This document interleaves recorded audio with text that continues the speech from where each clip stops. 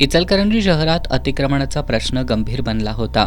मुख्य रस्ते, चौक आणि फुटपाथवर मोठ्या प्रमाणात अतिक्रमण झाल्यानं वाहतुकीला अडथळा निर्माण होत होता. यावर उपाय म्हणून महानगरपालिकेनं मंगळवारपासून अतिक्रमण हटाव मोहीम हाती घेतली. या कारवाईत अनेक ठिकाणचे अतिक्रमण हटवण्यात आलं. मात्र यामुळे अनेक छोट्या व्यावसायिकांचं उत्पन्न बंद झालं.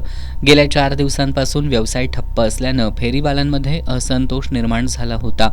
त्यांनी पुनर्वसनाची मागणी करत उपमहापौर अनिल टाळ्या यांच्यासोबत बैठक घेतली होती. यावेळी महापालिकेच्या मोकळ्या जागांवर फेरीवाल्यांना कायमस्वरूपी जागा देण्याचं आश्वासन देण्यात आलं होतं.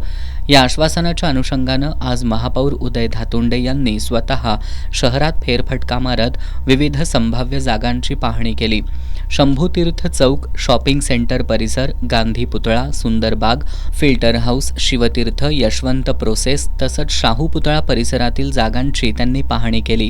गांधी पुतळा परिसरातील सुंदर बागेजवळ तसंच दत्त मंदिराजवळील मोकळ्या जागांचा उपयोग फेरीवाल्यांच्या पुनर्वसनासाठी करता येईल का याची त्यांनी तपासणी केली.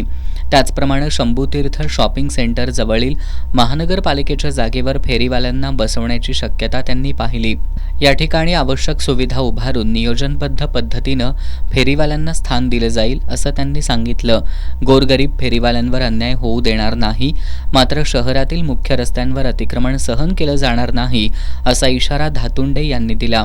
सर्व विद्यमान फेरीवाल्यांचे पुनर्वसन केले जाईल, परंतु नवीन फेरीवाल्यांना परवानगी दिली जाणार नाही.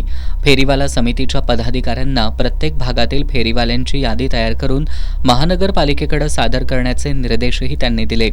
या पाहणी दौऱ्यात उपमहापौर अनिल टाळ्या, गटनेते विठ्ठल चोपडे, नगरसेवक रवी राजपुते, शिवसेना शहर अध्यक्ष भाऊसाहेब आवळे, दीपक पाटील, सदा मलाबदे, फेरीवाला समितीचे पदाधिकारी आणि फेरीवाले उपस्थित होते.